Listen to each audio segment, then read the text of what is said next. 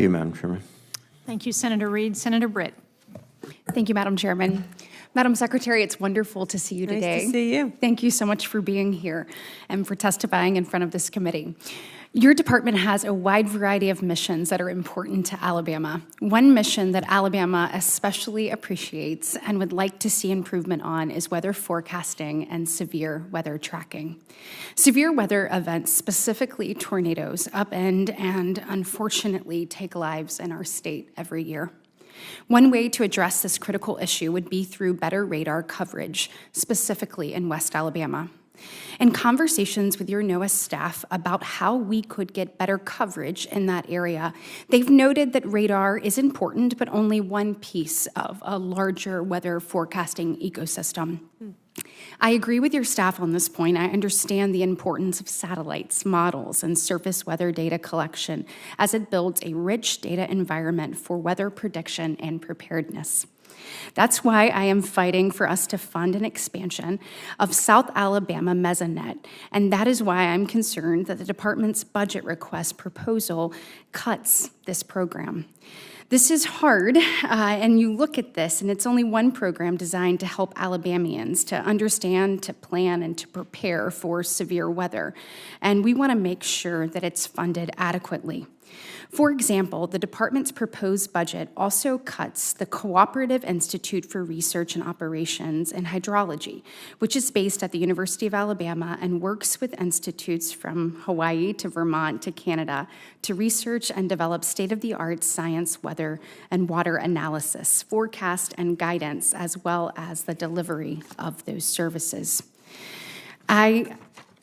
Additionally, the budget proposes cutting the Vortex program, which aims to reduce the loss of life and economic damage caused by tornadoes. Madam Secretary, I understand you care deeply about these communities that benefit and expect to benefit from these programs. So despite the proposed budget cuts, I was hopeful that we could both agree that these programs are important for the Department of Commerce to continue implementing so that Americans are warned as early as possible of impeding severe weather. Yes.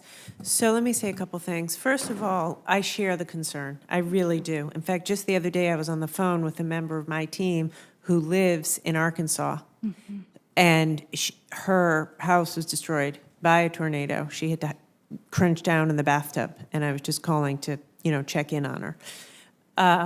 So I want to work with you on it. We are totally committed to accurate data and high-quality forecasts. There's money in the budget for new weather satellites, and I want to work with you on that. You mentioned the Vortex program. Yeah.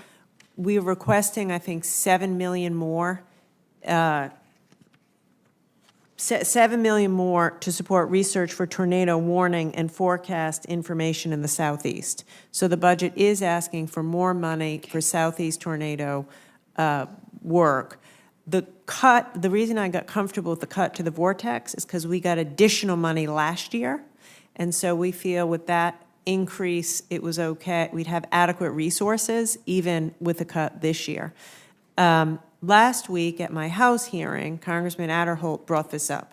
He did. And as a result of that, I've already had my deputy secretary sit down with the head of the Weather Service to start working on this. Wonderful. The challenge is the lower quality, lower ferocity storms and tornadoes. Right. And so we have to work together on that. Yeah, and I am so grateful to your response last week to Congressman Adderholt. I know this is also particularly important to Congresswoman Sewell, and so I am hopeful that you will continue to work with us in a bipartisan, bicameral way to make sure that we have the resources we need. To your earlier point about speaking to the young woman that you work with in Arkansas, I have a very similar situation, so this is personal for me. April 27th, 2011, so tomorrow will be 12 years that an E4 tornado hit Tuscaloosa. And a dear friend of mine, two of my sisters, my husband, and my children, by the grace of God, are somehow here today. Had it not been for an incredible meteorologist and really good radar and them warning us in the way that they did, we would not be here. I know firsthand that minutes matter, but so do seconds. And James Spann in Alabama, he's a legend. We have great meteorologists all across our state, but we often say when he takes off his jacket and you see the suspenders, it is go time. And he was able to tell us exactly where it was coming. We knew, and I had a 1 and a 2-year-old. I couldn't hold both my babies. And we were able to get to safety, but only in seconds time. So making sure that we have the proper radar and making sure that we're able to warn people and give them that opportunity.